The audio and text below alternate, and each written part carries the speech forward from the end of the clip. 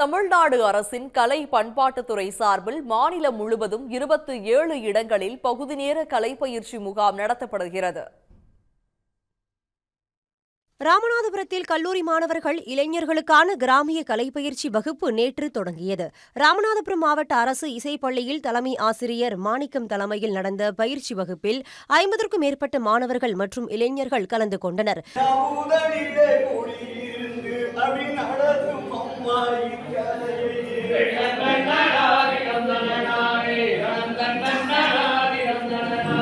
தமிழர்களின் பாரம்பரியத்தை போற்றும் வகையில் ஒயிலாட்டம், கரகாட்டம் மற்றும் சிலம்பாட்டம் போன்ற கலைகளை ஒவ்வொரு வெள்ளி மற்றும் சனிக்கிழமையிலும் மாலை வேளைகளில் கற்றுத்தரப்படுகிறது.